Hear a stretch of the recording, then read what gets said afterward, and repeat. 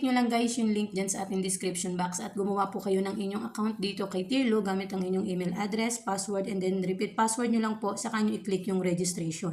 Once na na-click nyo yung registration, syempre kailangan nyo mag-login dito gamit ang inyong registered account at created password.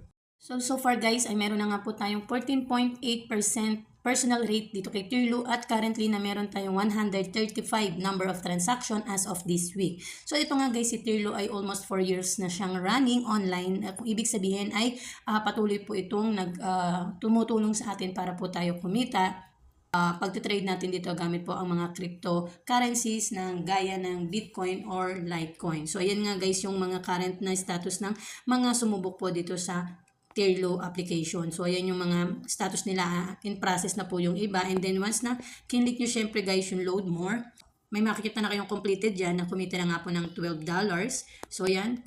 Sample lang yan guys. Ayan. And then, ibig sabihin nga guys, in process yung iba, waiting po sila sa kanilang kinita dito kay Tirlo. So, ngayon kung interesado kayo, click nyo lang guys yung make a trade. And then makikita nyo dito yung conversion ng Litecoin tsaka USDT. And then syempre pag Litecoin, pwede kayong kumita ng 1 LTC. Ang conversion niya is 73.59 USDT. At your possible profit is 12.89. So pag Bitcoin naman, ito yung conversion niya. And then ito yung pwede mo kitain sa kanya. Pero syempre makikita nyo naman na mas maliit ang exchange rate ng LTC $2 sa Litecoin ang gamit. So syempre mas recommended namin ang Litecoin ngayon para kumita po kayo syempre ng mas malaki sa mababang conversion. So kung interesado nga kayo guys, pwede nyo ilagay dito yung inyong PayPal email na ginagamit. Kailangan verified guys yan. Gaya po ng inyong cryptocurrency na gamit. Dapat meron din po kayo niyan. Nakapag-download din kayo through Play Store. Meron kayong GCash at syempre ang PayPal. Dahil dito po papasok ang inyong kikitain dito kay Tirlo. And then syempre yung crypto wallet ay dun po kayo kukuha or dun po manggagaling yung inyong iti-trade dito kay Tirlo dahil ang kailangan po natin dito nga is Litecoin or Bitcoin. Syempre sa GCash, once na kumita na po kayo through PayPal, pwede nyo po siyang i-transfer sa GCash. Siyempre, mas gamit natin ngayon ang GCash. So, ipapakita ko sa inyo guys, lalagay ko lang dito yung Gmail ko and then ipapakita ko sa inyo yung information na kailangan natin para magamit natin sa pagta-transfer ng cryptocurrencies.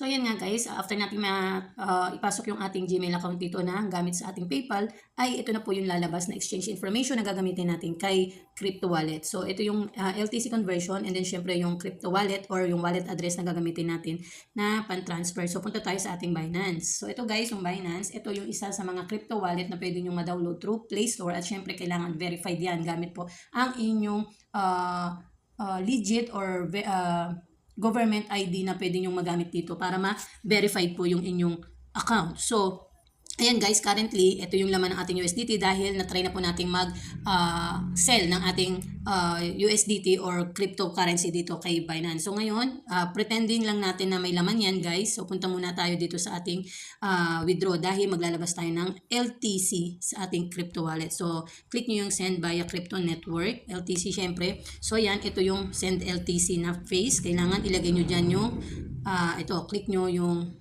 LTC conversion, dito nyo siya syempre ilalagay. Paste nyo lang yan dyan. And then, yung crypto wallet or wallet address, copy paste nyo rin. Long press line. And then, syempre dito, Litecoin. Kiklik nyo dyan, Litecoin. Automatic yan lalabas dyan. Click nyo lang yung withdraw. Automatic nga pala dito guys, once na nag-withdraw ka, ay meron po silang minimal na transaction fee. Yun, masyado naman siyang maliit guys, no? So, click nyo lang yung withdraw. Dadirect na po iyan. Syempre, magta-transfer na yan ulit kay Tirlo. At magkakaroon po kayo dito ng tinatawag na payment ID. So, itong details na to, magkakaroon po yan or magge-generate yan ng payment ID. At pwede nyo po ngayong gamitin yung account na yon or yung payment ID na yon para ma-check nyo po dito. Yan, dito nyo siya ilalagay guys.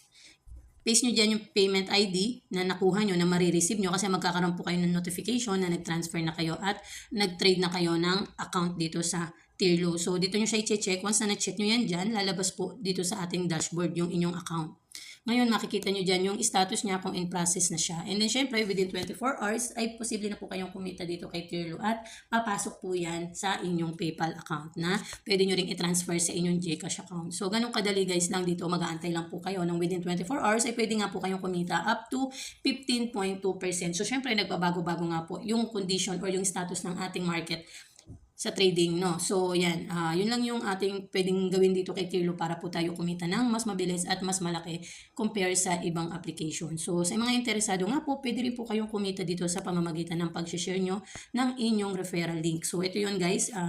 Yan po yung account natin, and then pwede nyo pong i-share o copy-paste nyo lang po ito at pwede po kayong magkaroon ng 7.19 referral bonus sa pamamagitan lang po nag-share ng inyong referral link through social media accounts na once na may gumamit ay pwede po kayong kumita dito ng libre. Galing po yan kay Clearlo. So, that's all for today guys. Sa mga interested po, just DM me or PM me para ma-explain ko po sa inyo. And then, sa mga hindi pa nakaka-subscribe po sa channel natin para po mas ma-update kayo, please subscribe and hit nyo po yung notification bell dahil marami pa po tayong pwedeng i-share sa inyo online application. Libre, walang puhunan. So, that's all for today guys. See you on my next video. Thank you for watching and happy earnings everyone. Bye!